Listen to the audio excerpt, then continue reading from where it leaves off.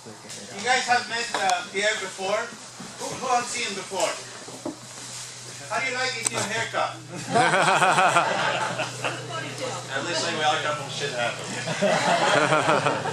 But you know, Rose Ring is one from now will be history. We've known each other since I think 1990. Yeah, 1988. 89. Pierre, can you guys speak up just a little bit? And we were together in this company at the time. It was Cagiva that owned Ducati, Morini, Squarna. So it was the big. The elephant is over there, as you see his shirt. It was owned by these two guys, really passionate about bikes. Sadly, there is one that is gone, but the spirit is still in everything, and be a group of that.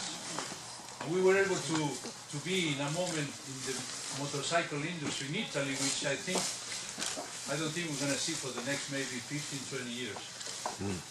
We were able to create great bikes, we were able to do prototypes that we throw through the window.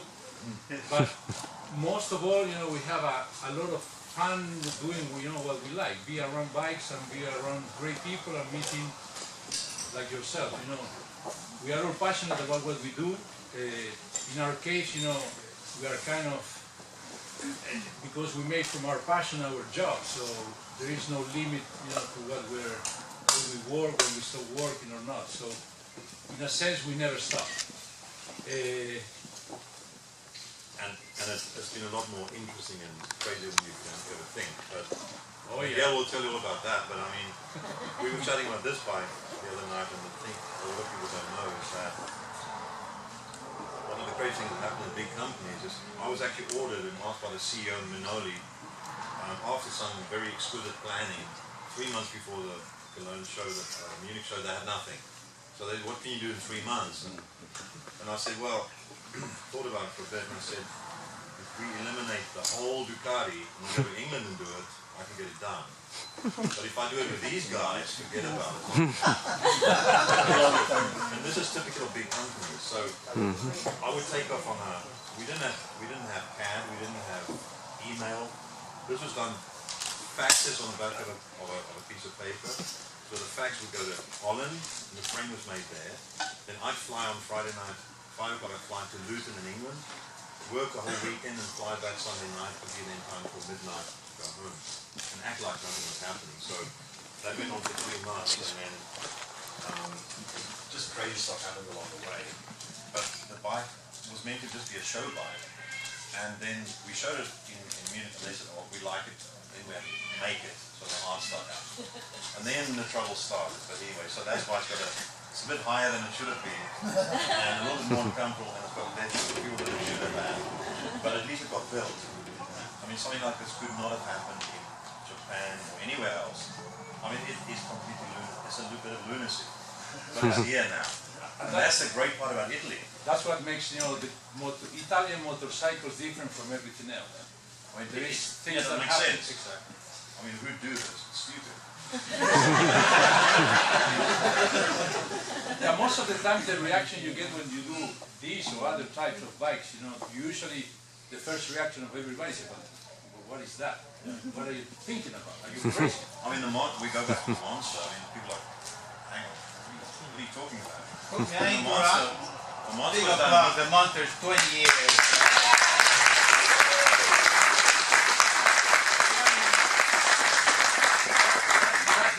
Example of what we are saying, Monster was an accident. It was not for that. There was no marketing plan. There were no business people involved.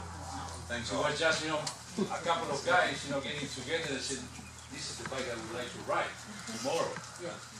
And that's what it happens. Then the PR people, you invent all these stories about because of this and that. The real story is not like that. Monster was a name that was created in a sense by my two sons. At that time in Italy, we have these funny little Muppets in rubber that you could have to collect them and put it in a pyramid and collect them. So they were kids, and they would call me every day I would get home. They said, "But did you buy me the Monsters?" Sometimes I did, sometimes I forget, but they were like hammers. Every day the monster. So one summer in 1990, I didn't have much to do, so I asked my boss at the time. I said, what can I do? I mean, I'm going to do something. And I have shown him a sketch of a monster in '88, 2 years before. And I said, yeah, go to Ducati, get some pieces, and do whatever you want. So I went to Ducati, got the pieces, and started working in the monster with this other guy, and we started spending money. So one day he called me, from Bologna, and said, listen, you're spending too much money on this thing, so we need to, make it official. What should we call this project? I said, we usually use numbers and years, So the only word that at that time was monsters. I said, why don't we call it monsters? I said, what? Yeah, monster. Yeah, call it whatever you want. Why started to be called monster? Monster, you're working in the monster. So from that moment on, then time went by, we were in '92 when we presented, and a week before the company said, well, people can call this bike a monster. Not at all. So they called these people from the outside with this list of names, maybe monsters, it was Ducati Saeta, Ducati Blitz, Ducati, So hopefully the importer of France was there, Michel Serrat, and he said, but you see, you Bolognese people are crazy. You have the name for the bike. Why are you spending all that money? Call it monsters.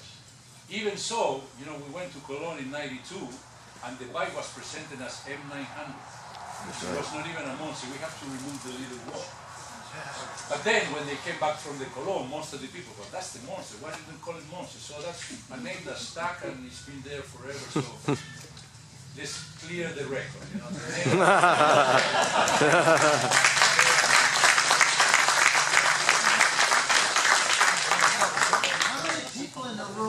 Have a monster. There's another fun story, the hypermotor. Now, I had a budget to spend from Minori, a little budget, I could do whatever I wanted. And we were running late, and I had to start modeling on a Monday morning, and I asked the young designers to do something for about 2 years, to do like a motor type thing.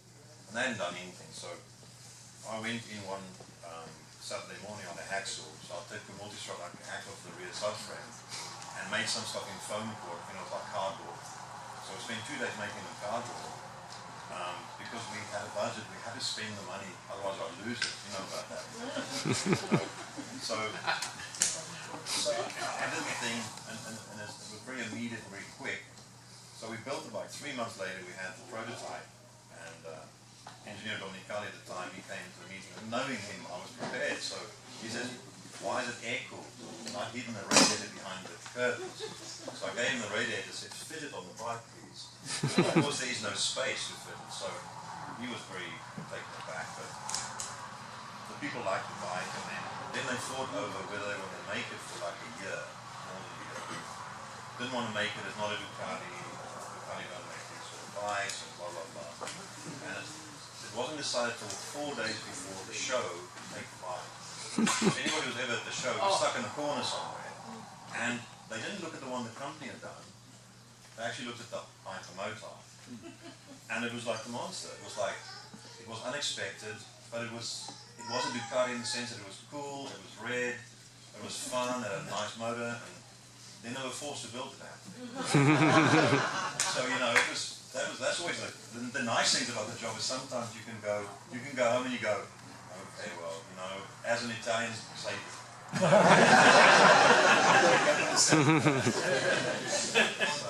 Sometimes there's some cool stuff. But I think that's what we're telling you is basically the history of, in this case, motorcycling in Italy.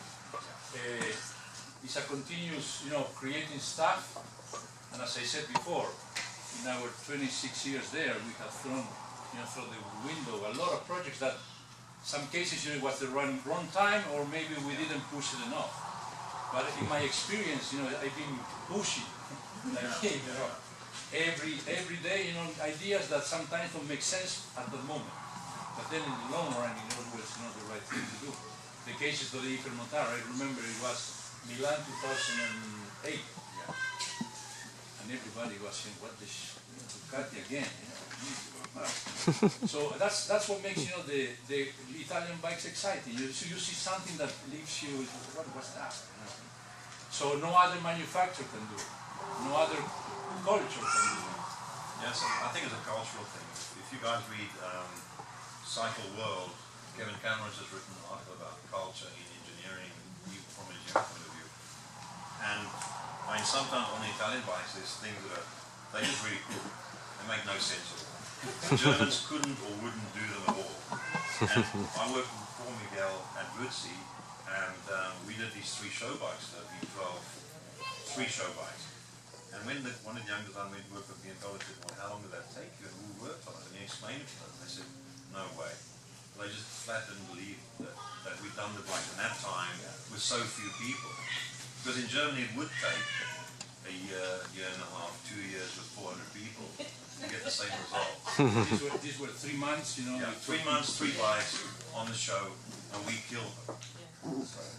And the good thing about those projects, that this was 2009, was at that time, everybody was, the thinking was, oh, the Guzzi engine is too old to make anything that could look good.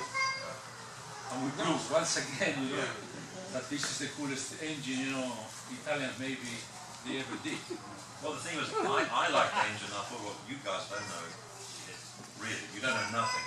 And we just said, well, forget about you. They painted it all black. And I said, why are you painting it black? You're hiding it all. Make it the right colors, make it aluminum, and all the right colors that it should be. And suddenly the engine was great.